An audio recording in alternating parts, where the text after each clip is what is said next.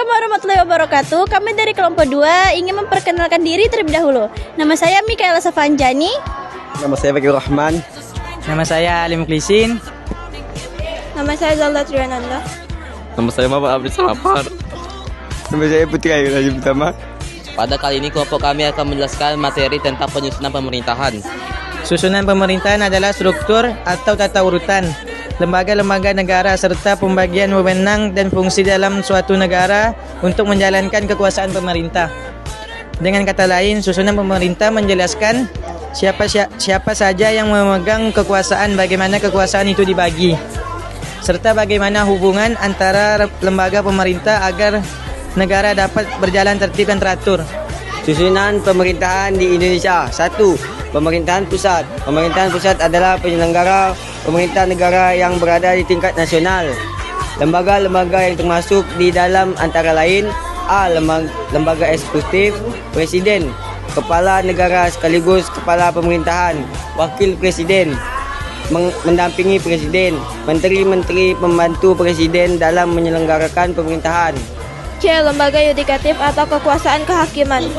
MA. Maha Agung mengadili pada tingkat kasasi dan menguji peraturan di bawah undang-undang.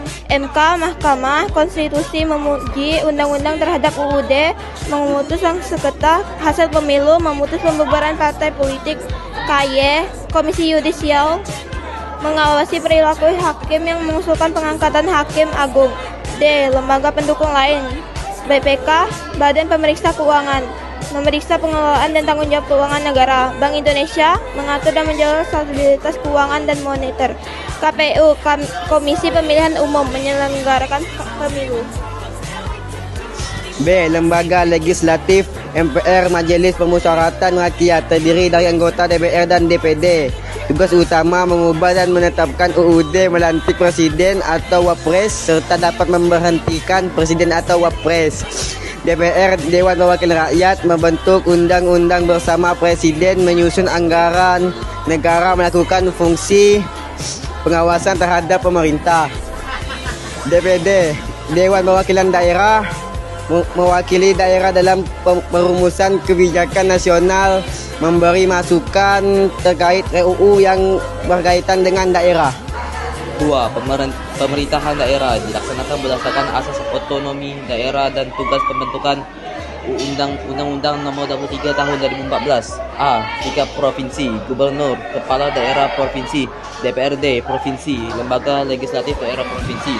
B. Tingkat kabupaten atau kota, bupati atau wali kota, kepala daerah kabupaten atau kota, DPRD kabupaten atau kota, lembaga legislatif daerah kabupaten atau kota. C. Tingkat kecamatan dan desa. Camat memimpin kecamatan, lurah atau kepala desa memimpin kelurahan atau desa. BPD, Badan Permusyawaratan Desa, lembaga legislatif desa.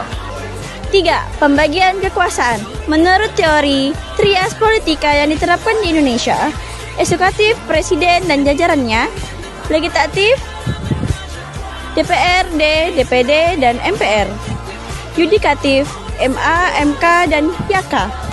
Kesimpulan, susunan pemerintahan di Indonesia terbagi menjadi pemerintahan pusat dan pemerintahan daerah. Pemerintahan pusat dipegang oleh presiden dengan lembaga legislatif dan yudikatif sebagai pengimbang. Sementara itu, pemerintahan daerah memiliki otonomi untuk mengurus rumah tangga sendiri sesuai Undang-Undang Dasar 1945. Sekian video materi dari kelompok 2. Saya tutup. Wassalamualaikum warahmatullahi wabarakatuh.